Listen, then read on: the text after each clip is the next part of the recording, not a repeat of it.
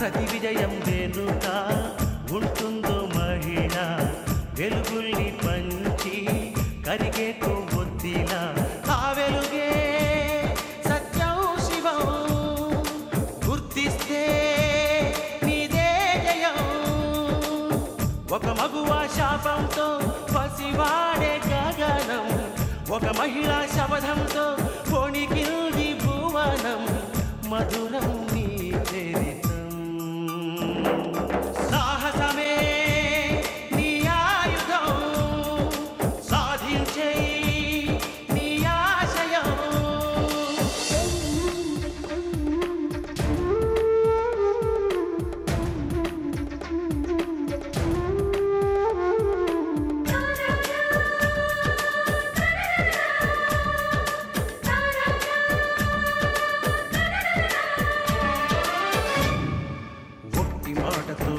నాటికి రాదు రాదు జయము చిత్తశుద్ధితో చెమట ఓర్చితే అందదా విజయము పిడుగు రాలిన అడుగు ముందుకు వేయుటే ధైర్యము మనసు చూపిన మార్గం మొదలక సాగని పయనము అంతులేనిది నీ సహనము సాటి లేనిది నీ త్యాగము బతుకు బాటలో ఎన్ని వెతుకులాటలో మలుపు మలుపునా ఎన్ని ఆటుపోటులో గెలుపే నీ ధ్యేయం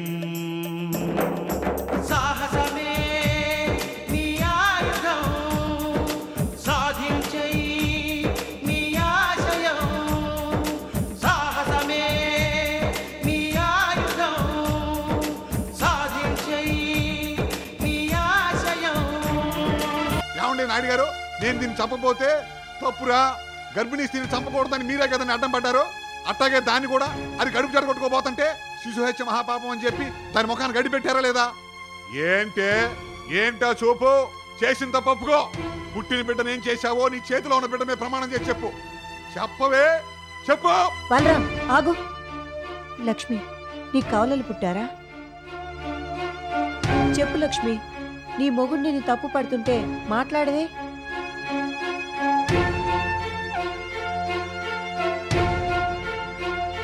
లక్ష్మి, చెప్తావా లేదా? నాకు కవలలు పుట్టలేదమ్మా, ఇదిగో ఈ మగ బిడ్డే పుట్టాడు. ఇది అబద్ధమాడుతుందండి. దీనికి కవల పిల్లలు పుట్టారని దీనికి పురుడు పోసిన మంత్రసారి నాతో చెప్పింది. నా ఒళ్ళో ఉన్న నా బిడ్డ మీద ఒట్టేసి నిజం చెప్పు.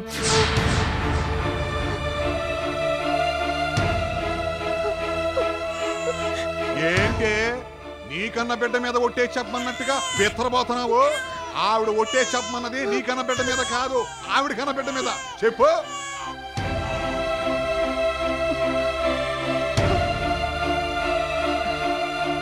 చెప్పు లక్ష్మి. చెప్పవే, చెప్పు. అన్నయ్యగా పడతా అని పెద్ద ప్రతిజ్ఞలు చేస్తున్నావుగా, నిన్నే మిగలకుండా చేస్తా. చెప్పు, చెప్పవే.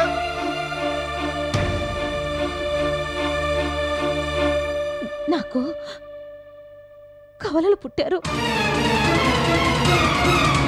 మరైతే ఆ రెండో బిడ్డను ఏం చేశావు?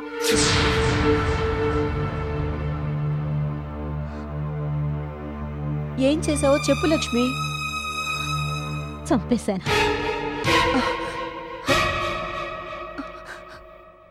ఎంత పని చేశావి? కన్న బిడ్డను చంపుకుంటావా? బిడ్డను చంపి మీ అన్నయ్య ప్రాణాలు కాపాడినంత మాత్రం చేత నేను చూస్తూ ఊరుకుంటాననుకుంటున్నావా? నా చెల్లెలు శవం మీద మట్టి వేస్తూ ఆ ధర్మారావు గాడు ఊరు దాటినా, పులిమేర దాటినా, ఫిర్కా దాటినా, ఏ సర్కారులో ఉన్నా వాణ్ణి పట్టి ముక్క ముక్కలుగా నరికి నా చెల్లెలు సమాధి పక్కనే సమాధి చేస్తానని చెప్పి శపథం చేశాను. 600 అటు సూర్యుడు పొడిచినా నువ్వు కాదు కదా, నీలాంటి 100 మంది చెల్లెళ్ళు అడ్డుపడ్డా ఆ ధర్మారావు గారిని కాపాడలేరు. ఎంత పనిచేసావు లక్ష్మి. ఎవరో దిగంబర స్వామి ఏదో చెప్పారని కన్న బిడ్డను చంపుకుంటారా ఎవరైనా? ఈ ఊరి బాగు కోసం కన్న బిడ్డను చంపుకోమని బైరాగ్ స్వామి మా వారికి చెప్పారంట. అలా అని మా వారు నా బిడ్డను చంపేశారా? అసలు నువ్వు ఆడదానివేనా? కన్న బిడ్డను చంపుకోవటానికి నీకు చేతులు ఎలా వచ్చాయి? బలరాం ఆవేశపడటంలో తప్పే లేదు. అసలు నువ్వు చేసిన పనికి ఎవరు నిన్ను క్షమించను కూడదు. అంతే కదండి, క్షమించకూడదని మీరే అంటున్నారుగా. వాళ్ళ అన్నయ్య కోసం అని చెప్పి నా కన్నబిడ్డనది పొట్టను పెట్టుకుంది కదా, మీ కళ్ళెదురుకుండానే దాన్ని చంపి పారేయద్దండి. ఏమే, మీ అన్నయ్య ప్రాణాలు కాపాడుకోవడం కోసం నా కన్నబిడ్డ ప్రాణాలు తీస్తావా? శపథం చేయడం నాకు వచ్చే. ఏ అన్నయ్య కోసం అయితే నీ కన్నబిడ్డ నువ్వు చంపుకున్నావో అదే నీ అన్నయ్యని నీ పెద్ద కూతురు సీత చేత చంపించి నా శపథం నెరవేర్చుకుంటానే. ధర్మారావు మన శత్రువు. ధర్మారావు మన శత్రువు. అబద్ధం ఆడరాదు. అబద్ధం ఆడరాదు. ఆ ధర్మారావు వల్లే మనం నాశనమయ్యాం. ఆ ధర్మారావు వల్లే మనం నాశనం అయ్యాం. దొంగతనము చేయరాదు. దొంగతనం చేయరాదు. ఆ ధర్మారావుని చంపాలి. ఆ ధర్మారావుని చంపాలి. పరుల సొమ్ము ఆశించరాదు. పరుల సొమ్ము ఆశించరాదు. ఇది నా శపథం. ఇది నా శపథం.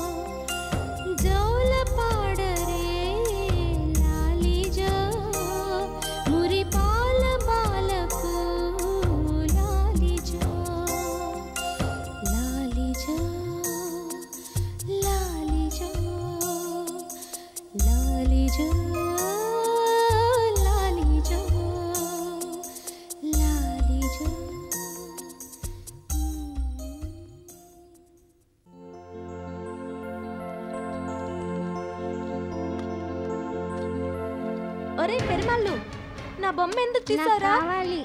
నా బొమ్మ నాకు ఇవ్వు. ఒరే నా బొమ్మ ఇవ్వరా? పెరుమాళ్ళు, నా బొమ్మ నాకు ఇవ్వు. వదిలేయమంటున్నా నిన్ను. చెప్తే వినవు. ఏంటి పాపను కొడుతున్నారు? పెరుమాళేదో సరదాపడి ఆట బొమ్మ తీసుకుంటే కవిత పెరుమాళ్ళు కొడుతోంది. అందుకని పాప మీద చేయి చేసుకుంటారా? పని మనిషి బిడ్డ కోసం కన్న బిడ్డను ఎవరైనా కొట్టుకుంటారండి? నవమాసాలు మోసి కన్నది నేను. నాకే తెలుస్తుంది ఆ బాధ. నువ్వు రామా.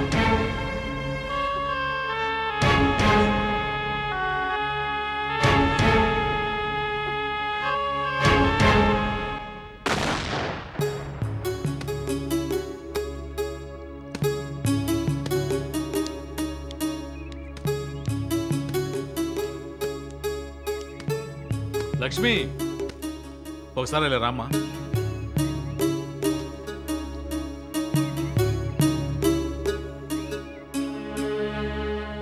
అయ్యా. లక్ష్మి, ఇక మీదట నువ్వు మా ఇంటికి రావద్దు. నువ్వు మా ఇంటికి వస్తే మా దగ్గర పెరుగుతున్న నీ బిడ్డను చూస్తుంటే నీకు బాధగా ఉంటుంది. నువ్వు బాధపడటం చూసి నేను బాధపడాల్సి వస్తుంది. అది నేను భరించలేను. పైగా మన సంగతి మా ఆవిడికి కానీ తెలిస్తే చాలా ప్రమాదం లక్ష్మి. అందుకే మా ఇంటికి రావద్దంటున్నాను. నువ్వు తోట పని మాత్రం చూడు. నీకేది కావాలన్నా సంకోచించకుండా నన్ను అడుగు. వస్తాను.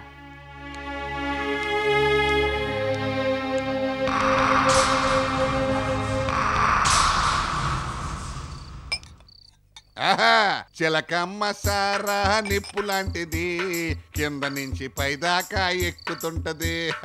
ఏ చిలకమ్మా బాగున్నావా? ఏదో ఇట ఉన్నాను. అయినా బాగున్నావా నిన్ను అడగటం ఏంటి? ఈ కాపు సారా ఉన్నంత కాలం, మాలాంటి తాగుబోతున్నంత కాలం నీ వ్యాపారం బ్రహ్మాండంగుంటది. వాగుడు మానేసి డ్రామా అర డ్రామా ఎంత కావాలో చెప్పు. ఈ డ్రాము అరడాము లెవెల్ దాటిపోయి చాలా కాలం అయింది. కనీసం 5-6 డ్రాములు పడితే గాని సర్రలెక్కదు. సరే గాని ముందు డబ్బులు తీ. డబ్బులుంటే మా చిలకమ్మ దగ్గరికి ఎందుకు వస్తాం?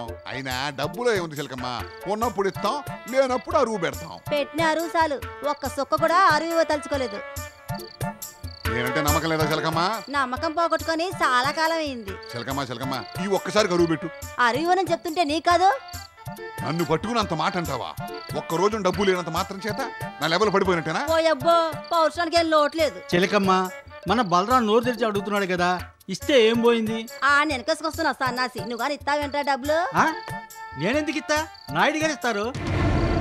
ఒరే వెంకన్న, నా కాపు సారా సంగతి నాయుడు గారికి తెలిసిందో నా ఈపు హిమానం మోతే. అలాంటి పెద్ద మనిషి ఈ బలరాం తాగిన దానికి డబ్బులు ఇస్తాడా? ఇస్తాడు చిలకమ్మ, దానికి నేను పూచి. యారా యాంకన్నా, అంత ధీమాగా ఎట్ట చెప్పగలుగుతున్నావు? నీకు తెలియని నిజం నాకు తెలుసు కాబట్టి. నిజమా? ఏంటా నిజం? నాయుడు గారికి మీ ఆడదానికి సెటప్ ఉంది.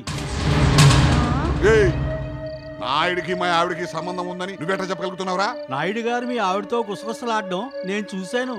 ఏంట్రా గుసగుసలు? ఇక నుంచి మా ఇంటికి పనికి రాకు. మన ఇద్దరి సంగతి అటు నీ మొగుడికి గాని ఇటు నా పెళ్ళానికి గాని తెలియకూడదు. నీకేం కావాల్సి వచ్చినా నన్ను అడుగు అని నాయుడు గారు మీ ఆవిడతో అనడం నా చెవులారా విన్నాను.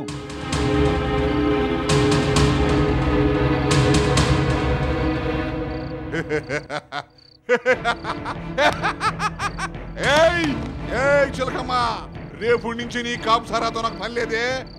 ఎంకన్నా బ్రహ్మాండమైన మాట చెప్పావురా. రేపు నుంచి ఈ మందపాక బలరాం గాడి లెవలే మారిపోద్దురా. ఇక మందంతా భార్య లెవలే.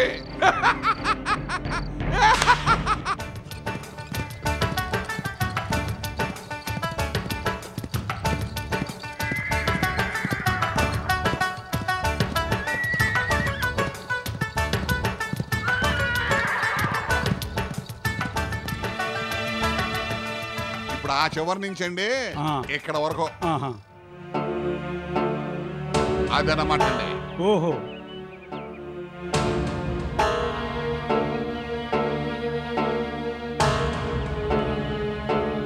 చిక్కాల సూరిబాబు గారు, అదేనండి మా లేడీస్. ఓహో, నమస్కారం అమ్మా. నమస్కారం అండి. మీరు కూర్చోండి. ఈయన ఎవరు అనుకుంటున్నావు? చిక్కాల సూరిబాబు గారు అని చెప్పి రాంబిలిలో పెద్ద మోతుబరి. ఏంటి అట బిత్తరపోయి చూస్తున్నావు? ఓహో, ఇలా గుర్రబగ్గీలు వచ్చాననే. ఇక నుంచి మన రాకపోకలో ప్రయాణాలు అన్ని గుర్రబగ్గీలోనే. సూరిబాబు గారు, ఇప్పటిదాకా మీరు చూసింది 10 ఎకరాల కొబ్బరి తోట అండి. ఎకరానికి 100 నుంచి 150 చెట్లు దాకా ఉంటాయి. అన్ని మీరు చెట్లేనండి. నెలకోసారి దింపు. ఎకరానికి ఈనపక్షం 1000 కాయల దాకా దిగుతాయండి. అన్ని మేలు చెట్లే. మన తోటలో పోతు చెట్లు అంటూ అస్సలు లేవండి. ఇది నల్లమట్టి నేల. రసాయనపు ఎరువులు ఏమి వాడకుండా అసలు సిసలైన ఎరువులతో కష్టపడి పెంచిన చెట్లండి. ఆ ఈశాన్య మూలలో వాటర్ బోర్ ఉందండి. దాని పక్కనే 2 కుంచాల నేలలో నిమ్మ, దానిమ్మ, అరటి, సపోటా, తలా పుంజీడి చెట్లు ఉన్నాయండి. నూజివేడి మామిడి చెట్లు అదిగో చూసారా? అయ్యో 10 చెట్లు దాకా ఉన్నాయండి. కేజీ జామ అని చెప్పి గుమ్మడికాయ సైజులో ఉంటదండి. హైబ్రిడ్ 5 కిలోలు బరువు ఉంటుంది. అయ్యో 10 చెట్లు ఉన్నాయండి. అదిగో ఆ పడమటి దిక్కున నా ఎత్తు పుట్టుందండి. దాంట్లో పాముందో లేదో నాకు తెలియదు కానివ్వండి. నాగుల చవితి రోజున ఊళ్ళో ఆడోళ్ళందరూ దాంట్లో పాలు పోసి గుడ్లేసి ఆ పుట్టకు పూజలు చేస్తుంటారండి. ఆ పుట్ట కూడా మీదేనండి. ఈ ఏరియాలో ఎంత లేదన్నా ఎకరం 4-5 లక్షలు చేస్తుందండి. చిక్కాల సూరిబాబు గారు, మీకోసం 3.5 లక్షలకి ఇచ్చేస్తానండి. ఇక మారుబారం లేకుండా మధ్యాహ్నం ఇచ్చేసేయండి. ఇదంతా ఏంటయ్యా? మాట్లాడేది అర్థం కావట్లేదా? ఈ పొలము, ఆ ఇల్లు, పుట్టతో సహా బేరం పెట్టేశాను. ఏమిటి బేరం పెట్టావా? బేరం పెట్టడానికి ఇదేమన్నా నీ సొంత భూమా? అదే. చాలు. ఈ సంగతి గాని నాయుడు గారికి తెలిస్తే ఇక్కడికిక్కడే నేను సమాధి చేసేయగలరు. ఏంటి ఇది మీది కదా, నాయుడు గారిదా? అది అట్టాగే వాగుద్దండి. దాని మాటలు మీరేం పట్టించుకోమాకండి. అయ్యా సూరిబాబు గారు, ఈ తోట నరసింహనాయుడు గారిది. అది తెలుసుకోకుండా ఈయనేదో బేరం పెట్టాడని కొనడానికి మీరెలా వచ్చారండి? ఏమయ్య బలరాం, మీ ఆవిడ చెప్పింది నిజమేనా? నిజమేనండి. ఈ పొలం నాది కాదు, నాయుడు గారిదే. మరి నువ్వెలా బేరం పెట్టావు? ఏమండి చిక్కాల సూరిబాబు గారు, నా చొక్కా మీరు వేసుకున్నప్పుడు మీ కిరిచెప్పులు నేను వేసుకోవడంలో తప్పు లేదు కదండి? తప్పులేదు. నా కందిపప్పు మీరు తీసుకున్నప్పుడు మీ చింతపండు నేను తీసుకోవడంలో తప్పు లేదు కదండి? తప్పులేదు. అట్లాగే ఆ నాయుడు గారు నాకు తెలియకుండా నా పిల్లాన్ని ఆడు ఉంచుకున్నప్పుడు ఆడి పొలాన్ని ఆడికి తెలియకుండా బేరం పెడతంలో తప్పేంటండి? అండి చిక్కాల సూరిబాబు గారు, ఏంటి అలా ఆశ్చర్యపోయి చూస్తున్నారు? సరే, ఇక 3.5 లక్షలు లేదు, ఏం లేదు కానీ 3 లక్షలు ఖాయం చేసుకుందాం. బజానా ఇవ్వండి. 3 లక్షలు కాదు కదా, ఉచితంగా ఇచ్చినా తీసుకోను. వేరే వాళ్ళతో నీదంటూ నాకు బేరం పెడతావా? పొరుగురు వాడిని నమ్మించి నన్ను నిలువునా మోసం చేస్తావా? మరి ఆ నాయుడు గారు నా పిల్లల నుంచి నన్ను మోసం చేసినప్పుడు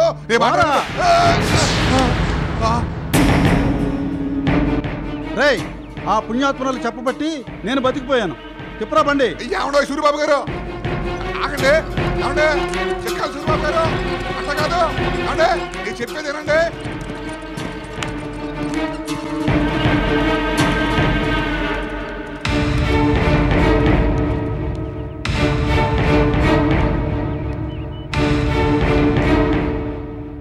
ఎంత పనిచేశావి.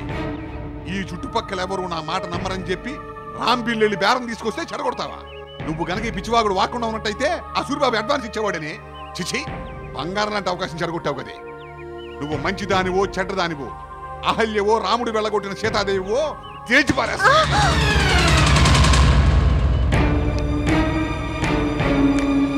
ఆ నాయుడు నేను రేపే పంచాయతీలో తేల్చేస్తాను.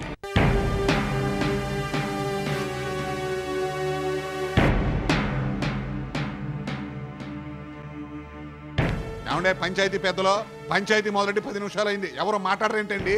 నాయుడు గారిని భయపడుతున్నారా? తీర్పు చెప్పడానికి ఆలోచిస్తున్నారా? నాయుడు లేదు, రాయుడు లేదు, పెద్ద లేదు, చిన్న లేదు. తప్పు చేసిన వాడిని దండించడం, అన్యాయం జరిగిన వాడికి న్యాయం జరిపించడమే ఈ పంచాయతీ ఆనవాయితీ అని చెప్పి ఓకే డబ్బా కొట్టుకుంటారుగా. చెప్పండి తీర్పు. అయ్యా, తమరిద్దరూ ఒకరి ముఖం ఒకరు చూసుకోవడం కాదండి, నా ముఖం చూసి తీర్పు చెప్పండి. బలరాం, నీ ఆరోపణ సరికాదు. నీది నిరాధారమైన ఆరోపణ. రావూరు నరసింహనాయుడు గారు నీతి తప్పని పెద్ద మనిషి. నీ భార్య లక్ష్మి కూడా అవినీతి పర్రాలు కాదు. చాలేవా చెప్పొచ్చారో ఏంటి? ఈ నాయుడు నీతిపరుడా? నా భార్య అవినీతి పరురాలు కాదు అంటే అక్కడికి నేనే నా ఎదమన్నారు ఎదమని? ఏమండి, మాకు జమీలు మొకాసాలు లేకపోవచ్చండి. మా మండపాక వంశానికి మా ఏరియాలో బ్రహ్మాండమైన పేరుంది. మా తాత మండపాక బలరాం గారు, నా పేరేలేండి. ఆయన బ్రిటిష్ వాళ్ళ టైంలో డఫేదార్ దగ్గర నుంచి తాబేదారి వరకు అనేక రకాల పనులు చేసి రావు బహదూర్ అని బిరుదు సంపాదించుకున్నాడండి. మాదే బతికి చెడిన వంశమే గానీ చెడు బతికిన వంశం కాదు. ఇదిగో ఇవాళ ఈ దిక్కుమాలిన దాని వల్ల నేను తలకాయ ఉంచుకోవాల్సిన పరిస్థితి వచ్చింది. మా వంశానికి చెడ్డ పేరు వచ్చిందండి. వీళ్ళిద్దరు ఆడిన రాసలీలలో ఎవరికి తెలియదు. ఖచ్చితమైన సాక్ష్యాధారాలతో న్యాయం చెప్పండి. నేను పంచాయతీకి వస్తే ఈ నాయుడికి భయపడి తప్పుడు తీర్పులు చెప్తారా? ఇంకెందుకండి ఈ పంచాయతీ? మనిషికో న్యాయమా? బలరాం, ఒక ఆడది మగవాడు ఏకాంతంగా మాట్లాడుకున్నంత మాత్రాన వాళ్ళిద్దరికి అక్రమ సంబంధం ఉన్నట్టేనా? లేకపోతే అన్నా చెల్లెల సంబంధం అనుకోమంటారా? ఆడా మగ అలా మాట్లాడుకోవడం తప్పడితే ఈ ఊరు ఆడా మగ అందరినీ తప్పు పట్టాల్సి వస్తాయి. నాయుడు గారు లక్ష్మి అక్రమ సంబంధం నువ్వు కళ్ళారా చూసావా? ఎవరో చెప్తే విన్నావు, అతను కిట్టక చెప్పు ఉండొచ్చుగా. నీ కుటుంబ చరిత్ర గొప్పదే కావచ్చు, కానీ నీ నడక, మనస్తత్వం, అలవాట్లు మంచివి కావు. అయ్యా పెద్దలో మీకు నమస్కారం పెడతాను. మీరు తీర్పు చెప్పొద్దో మాట్లాడుకుని ఊరుకుంటారా? అమ్మా యమునమ్మ తల్లి, ఈ పెద్దల తీర్పు మీద నాకు నమ్మకం పోయింది. మీరే నాకు న్యాయం జరిపించాలి. మీ భర్తకి నా భార్యకి అక్రమ సంబంధం ఉన్న సంగతి మీరు నమ్ముతున్నారు కదా?